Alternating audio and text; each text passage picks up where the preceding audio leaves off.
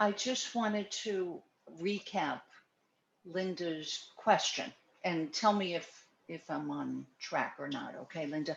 So what I heard was that when you listen to the three principles recordings in various groups and things, you're on a call, like a group meeting, that you get a wonderful feeling and you feel settled down and you feel really great, smiling inside yourself.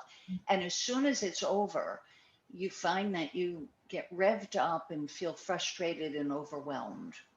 And you're wondering, is that right? And you're wondering why that happens. Yeah, it's like two polarities, a complete, I mean, I could understand it if, I come off the call and I just go about my business and the rest of the day just continues. And if there's frustration, or if there's something else that you experience, but it's like an instant reaction. Yeah. And yeah, which I'm puzzled about, but that's the conclusion that I'm coming to. I'm not used to having that settled feeling. My body is reacting and wants to take me back to what's familiar for it. So what do the rest of you have to say to that? I have just one thing right now that comes up for me, and that is just that I feel like pointing you to the fact that it's super great that you actually get into this quiet feeling that you're not used to, because a lot of people don't, like, they are still looking for the quiet, and they like, when they're texting with me, they keep asking, how do I get into the quiet feeling? And I don't know about it. I have no experience of it. So I think it might be interesting to just look at that shift in your own mind, or thinking, okay, you're falling out of it again and you're getting frustrated. And I understand that that there's a question because it seems weird, but just to flag for yourself that you actually find this nice feeling again and again. That you have the ability and the experience of getting there again and again. And that's pretty cool in itself, as a beginning, or, like you say, you're not used to it. You've been revved up for years. It's been the same for me. And for me, it's been like falling into this nice feeling has become more normal or more regular or whatever.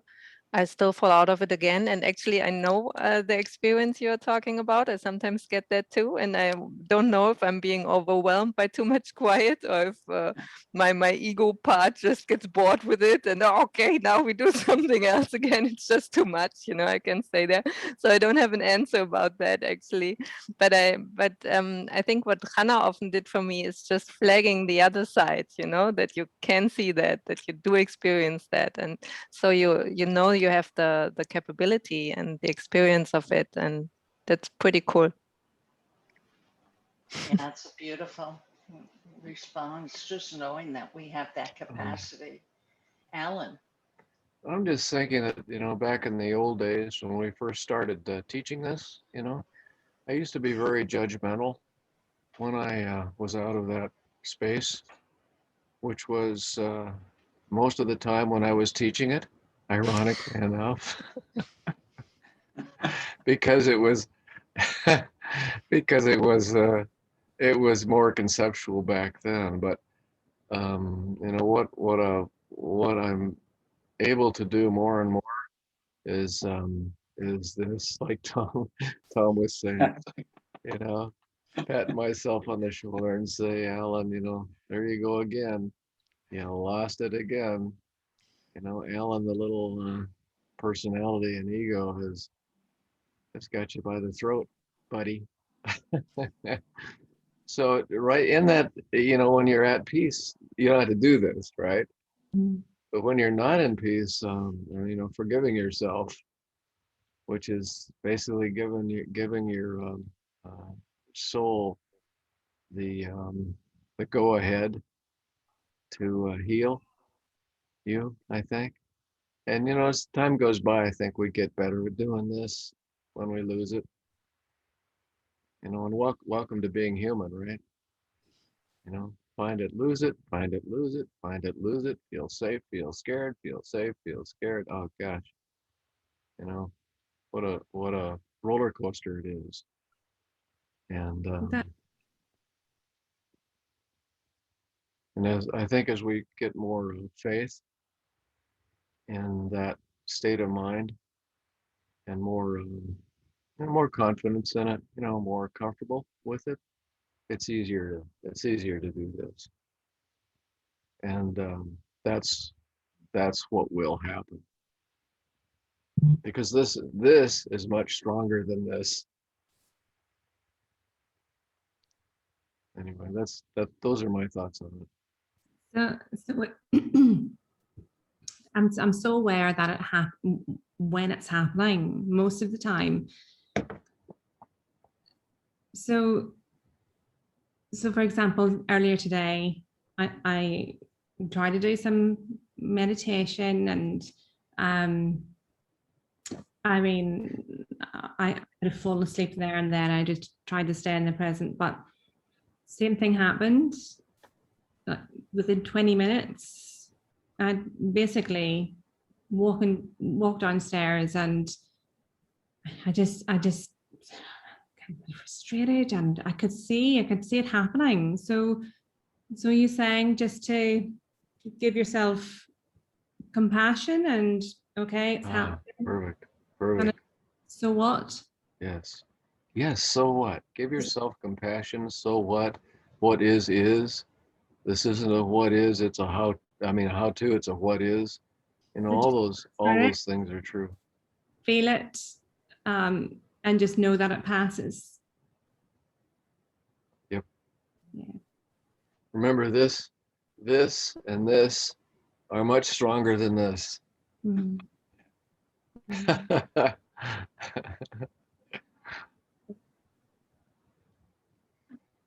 Lower, you're muted. And so what? It's just a ride, right? We're on a ride here. Sometimes it's like a roller coaster. So I love those two words, not to use it as a concept, but you know, the meaning behind it. So what? Kind of gets me out more as an observer of my experience. In and out.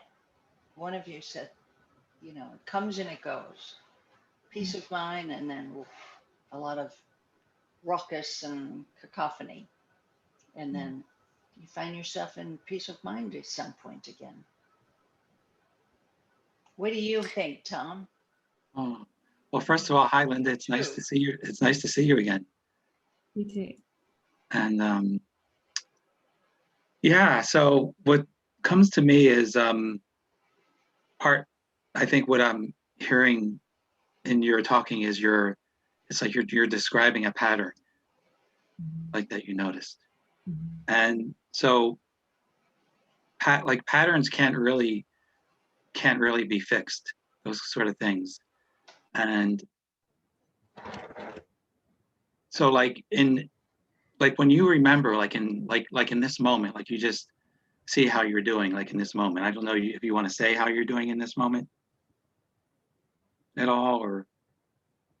I'm kind of a bit, I think in this moment, I'm probably trying so hard to see past I've got my intellectual head on, and that's not what I want to bring with me. I want to,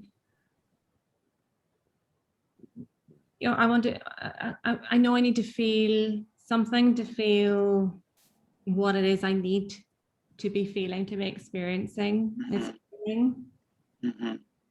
I'm kind of in between. It's almost like when I get that frustration, it's such a physical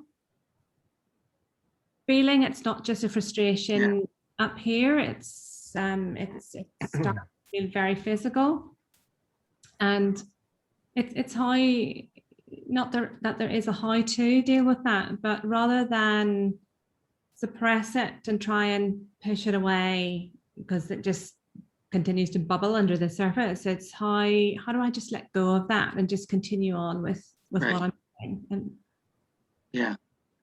So one thing that I've been kind of reflecting on lately is time, and kind of like the illusion of time, to put it like a fancy title on it. Sounds like a book, The Illusion of Time. But like what you've described, like everything that you've described that you've experienced up till now, like that is really, like that's all gone. Like that doesn't exist anymore, except, you know, you can remember it. But like it's really, all those things that you experience are totally over. And where I have suffered so much in my life with that is there's a second part to that, which is the future is completely and totally unknown. So like you don't know after this call, you really might think that something like similar is going to happen again, but like we really don't know what's going to happen. And so for me, I would always carry, like in a moment, well, let me back up a little bit. Like for years, I'd have hours in the morning, like I couldn't sleep. I'd wake up about 4 o'clock and I'd have like hours of really dark anxiety, you know, and a lot of it was the feeling of dread, you know, feeling like I'm going to run out of money, I'm going to be homeless, you know, all this stuff. And it was just really very intense for many years. And later in the day, I would feel better. I would just be having like a normal moment. You know, I'd be eating or I'd be taking a walk. And it was very helpful in those times to, when I started catching on to it, that whatever I had experienced that morning, even though it was bad in the moment, like it was really over. And I could remember it. And I might still feel a little bad because I'm remembering it, you know.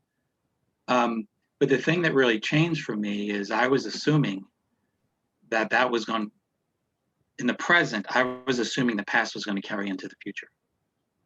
Like I knew, like, you know, it was going to be like this tomorrow. It's going to be like this the next day, or I thought it was. And that was what I think, more so than the past, it was my thinking about the future that caused me to suffer. But now, even though I still have those experiences almost every morning, they're just like, I feel them more just like their energy, you know, and I realize that I'm thinking that helps a little bit. But the biggest thing is, like, I really cannot deny the fact that I don't know the future. Like, I don't know what's going to happen. I might think I know what's going to happen. Like, I might be good at predicting things, but somehow being in that space where, like, wow, I really don't know if I'm going to feel bad about this into the future. And, you know, at some point, everything that we deal with, I think, at some point it falls away. Like problems I had when I was younger or in the past, even things that seem really bad, like they all at some point fall away.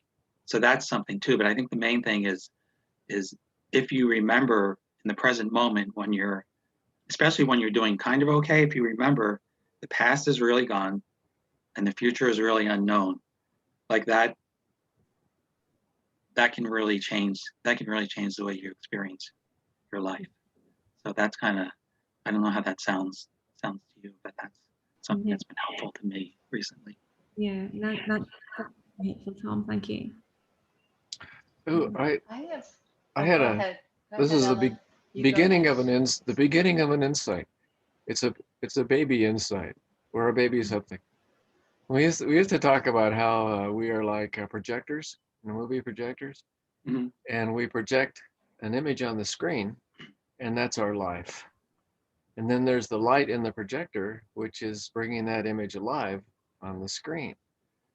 And as the years have passed, lo, these many years, what's become most relevant to me is the light in the projector rather than the image on the screen. So I talk less about, think less about the screen and more about whether my light has a pure, a clean lens. I don't know if that makes any sense at all, but it's like I clean my lens when I look at nature. I clean my lens when I look at my wife and my little dog. It's like the lens is cleaner. And then the image takes care of itself on the screen. The image is just whatever I bring alive is in the moment. But this is just me, you know. This is just seems to me the way that this understanding has evolved for me. And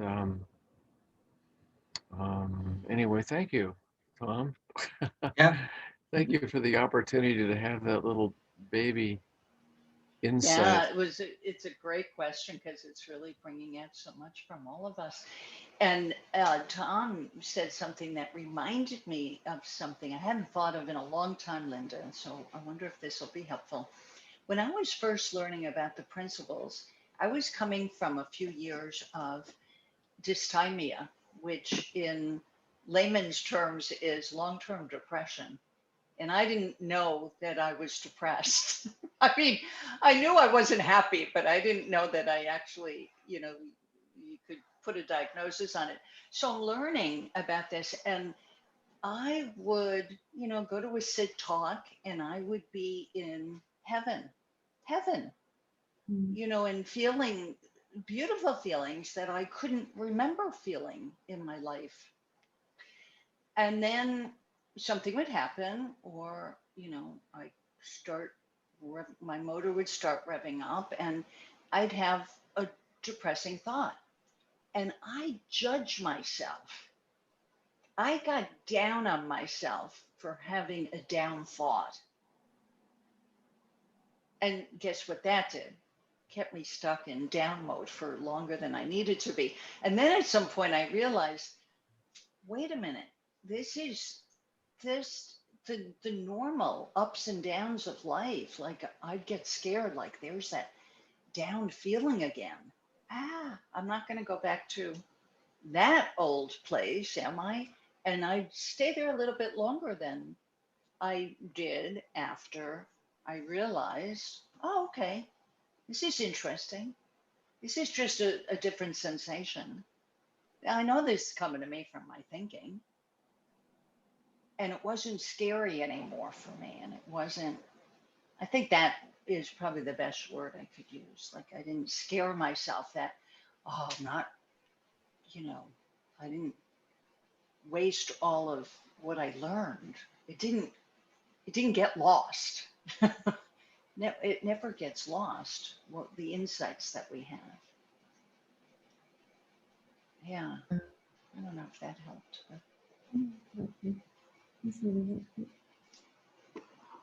Like the picture. Olivia, yeah. No, Linda, go on. I will say something afterwards. Oh, sorry. No, I was just saying I liked your baby insight, Alan. It was that's really helpful. I mean, I love just what each of you have said. It's just I don't know. I'm actually, I actually feel quite emotional just because there's so much in this. There's so much richness, even though it's the same thing that's said in slightly different ways. Yeah, it's, you know, I'm just so I think tonight I'm just in this present moment right now. I'm just so glad to be here and be able to share this and to hear what I'm hearing. So thank you.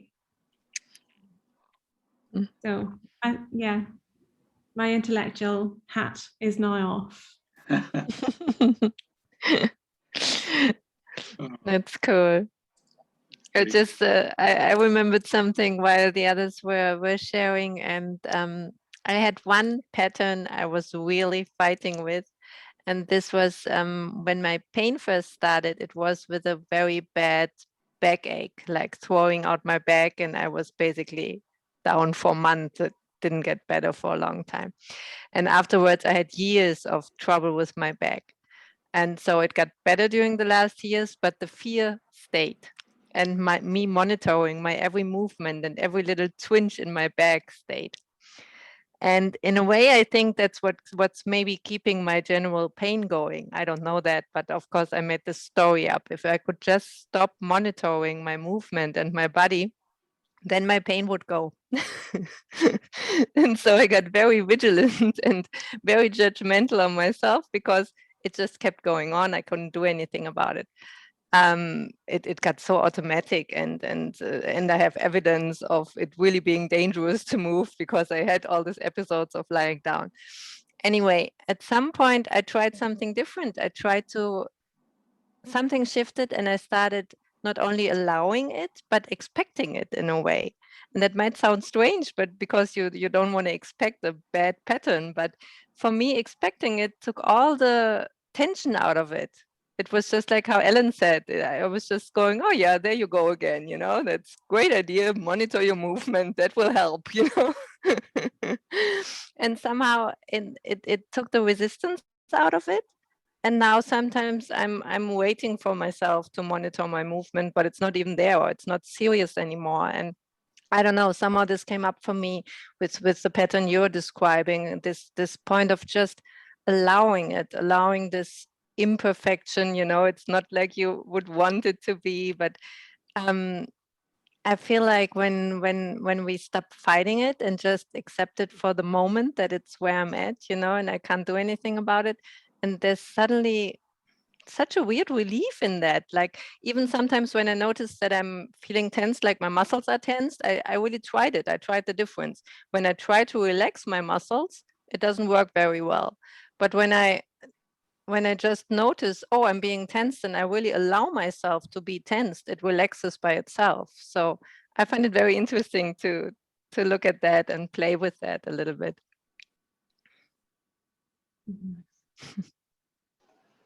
That is interesting. Mm. Yeah, that is.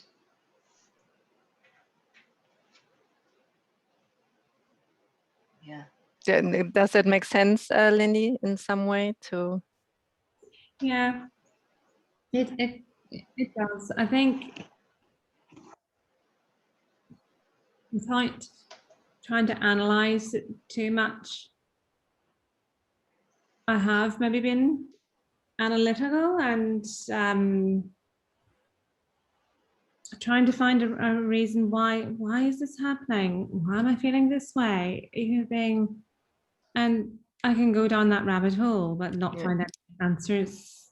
But I think I heard someone say something once, that what we experience always comes from thought. And if we have a thought, then the experience that we have in our bodies comes after. But for me, the physical was there before the thought. So I could never find the thought that would trigger that for me. I was already instantly there. So already experiencing the physical symptoms. So that completely threw me. So I tried to almost rewind and try and go in reverse and try and scrabble back to what was the thought that got me here. Yeah, okay. There simply wasn't. It was just, it's not a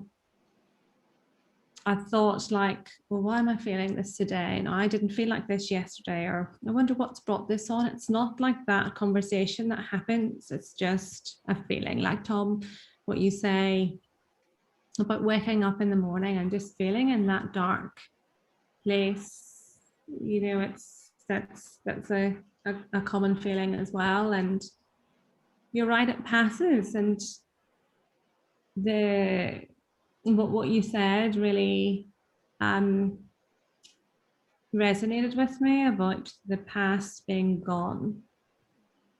And that's something that I've been really awakened to recently, is that my past is gone. It's not attached to me. It's not part of my story anymore. And you know, the fact that it's gone and we can remember it if we choose to, but it's just something that we can remember, but it doesn't affect us. You know? Yeah, that's awesome. That's Yeah. beautiful. Yeah, so that's really, really good. And that I'm really glad. Oh, go I was just ahead, gonna say, Tom. and that is those insights are gifts, and that's a gift that will keep on giving. Because once you see it, you start remembering, and even what you said about like realizing you're analyzing, and you're like, oh, I don't want to go down that rabbit hole. Like that is actually a beautiful big insight to me, because you see it happening like in real time, and that's beautiful. So beautiful. Absolutely. Yeah. And I also want to add too, you're absolutely right about, you know, being able to have physical sensations, Linda, without a thought creating a physical sensation that we can track. Because that was the big distinction that Sid made for me, was that thought is beyond content. Thought is our experience. So physical, mental, ideas, I mean, you name it. I know. I feel it like encompasses everything. I feel like just now I've showed up late to the party. It's like I'm almost laughing at myself. What you've said, Laurie, that you thought is the experience. So I'm always looking for the thought that's created my experience, but thought is the experience. It's just if we could just get rid of that thought, then we'd get rid of the experience, right? Yeah. Beautiful, Linda. Beautiful. You're having tons of insights. Yeah. You know, like Ellen does this, and then we also do this, like we're watching ourselves. We're on our other shoulder watching ourselves. How are we doing? We doing okay? And we're doing it right, as though, you know, there's a right way to do it. Or Bob the drunk. You know, there's so many different ways. Yeah. I actually yesterday, Alan, watched I was listening to you. I mean, I know it's not the right thing to do, but I was scribbling little notes, and oh, that's so good. I'll remember this. But again, it's like I'm just filling up another toolbox almost of that will be something that I'll remember, or that will be a technique, but it's so not about that. But this there is one that I think will be just good to come on to. Yeah. Thank you, everyone. It's been really good. Alan. There are, you know, this is a tool, but I feel like it's a tool that's given to me by my soul. It's a message to my ego. It's not a tool like take 3 deep breaths. Yeah. You know, it's not the same, or go for a walk, or pet your dog. It's not that kind of a how-to tool. It's almost like a what is tool, if there is such a thing. You know, this is what is. You need to have compassion for yourself. Alan, now he's got you by the throat yet again. Compassion for your human. Yeah. Do you guys remember, do you four remember when women wore slips? I had a client, a woman a few years younger than me, and this dates back a few years ago.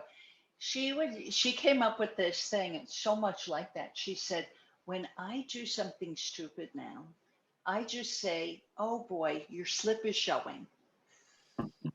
Oh, no, I'm sorry. She said, your human is showing. I really spoiled the punchline there, didn't I? Your human is showing. That's what she came up with. Like we used to say, oh, your slip is showing. Your human is showing. I just love that. Yeah, along the same lines of, having compassion for yourself. We all have bloopers in life. Yeah. Yeah. And even like when you said, this is so funny, Linda, it strikes me so funny now when you said, I took a note and I know I'm not supposed to. Well, Sid said something really cute. He said, don't take notes because you'll be 3 lines behind me. But it doesn't mean that it's bad to write a note, because I think we got into that when we first started teaching, don't take notes. Yeah. We scared people. Don't take out a pen, whatever you do. Yeah. I'm glad you're saying that, Lori, because there are, being new to this, like I hear little things like that, like, these little rules, even like don't have a technique. Like who cares if you have a technique? Whatever. But the thing about notes is funny. Like a while back, I was watching this recording of a teacher who was more of he was like a Catholic Buddhist, Anthony DeMello. Do any of you know him? Sounds familiar. He talked a lot about awareness, but he did this long program once with college students and administrators, right? It was a several-day program, and the recording was like 3 hours, because they recorded over a period of time. And he talked a lot like we talk. Like he just got up there and talked, and told stories and told jokes and things. But as I watched that, you could see the audience through a lot. And there was a student in the front row of this talk that went on for hours. I swear, the entire time the camera was on her, she had a legal pad. She was writing the whole time. Like she never stopped writing. And it struck me, like, what are you going to get from this if you're writing the whole time? Well, you know what? At the very end of that program, and all during the program, he had people ask questions, he share it, people share it. At the very end of that program, and it was time to share, she raised her hand and she said, oh my God, I just realized something. All of my life, I thought I was my thoughts. And I just realized I'm not my thoughts. She had this, to me on camera, this almost like this enlightenment experience. You know what I'm saying? And she was taking notes the whole time, like just almost like she was transcribing what he was saying. But yet she had this. So I always say to people, like in this world, when you hear things that other people say, just hold them kind of lightly. Because you never know. Anyway, I thought that was funny, so. Yeah, that's so cool. Look at how we're sparking these memories. I just love this. Yeah. So where do you want to go next? What should we talk about? We got 15 minutes. Actually, we have a little less than 15 minutes because I have a meeting right on the hour. I got. Alan. I thought of this because the session yesterday was about pain and chronic disease, so I really wanted to be relevant, and what I've been thinking about is how pain pulls us. It can pull us into our personal thinking, so easily, and just knowing that when I'm sitting down outside because I've been doing a little yard work and my legs are so weak, am having a lot of wobbling and having trouble standing up, that if I'm sitting there and I'm judging myself for not being able to help Nancy, and the story I'm telling myself is that she's upset with me because I'm not helping more. That doesn't do any good, and it's not healing, and it's not authentic, and it's not vulnerable, and it's not this. So I've become much better at just being true with what is, what is in the moment. And what is I'm wobbly, and I'll recover after a while, and I'll help again. And then it'll be another what is, right? All these little what is's will like follow each other in the moment, right? And it's so easy to be pulled out of just what is and away from the light onto the screen, right? I had an image of me sitting in my car and a guy cleaning my windows in my car when they're dirty, he's a homeless person, right? And I'm thinking, man, I need this little homeless guy that follows me around and cleans the lens on my projector.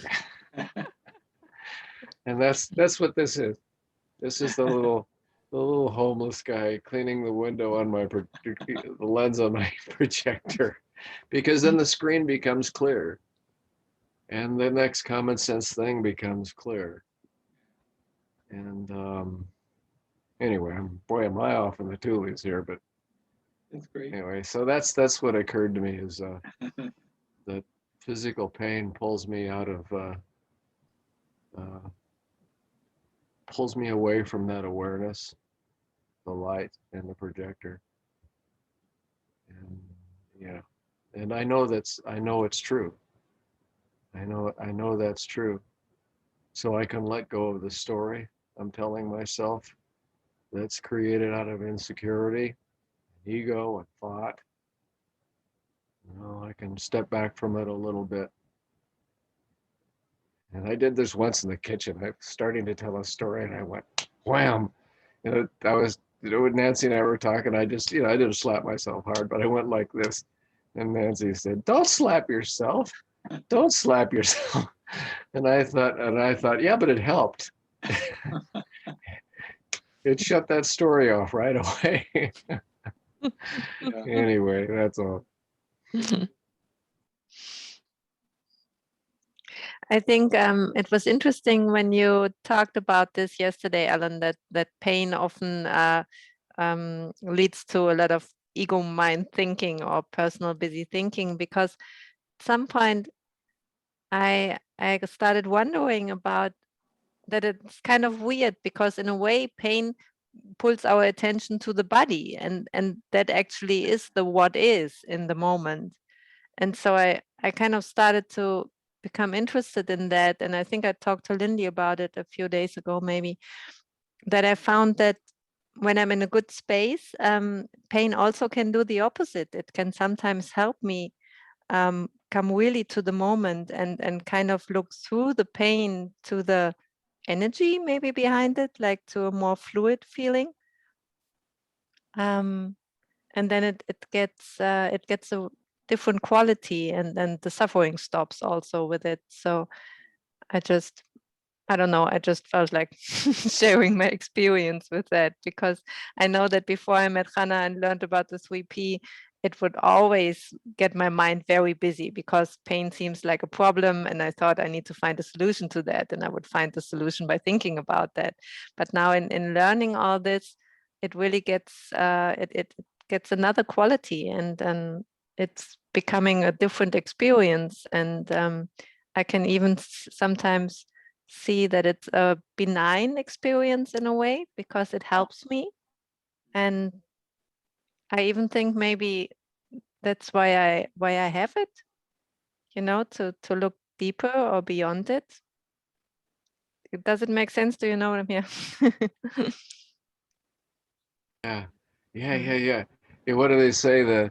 My disease was a gift, right? Now I've heard that lots of times, and that's part of it. What you just said is that it does bring you into the moment for sure, and it caused me to rethink my whole life, basically.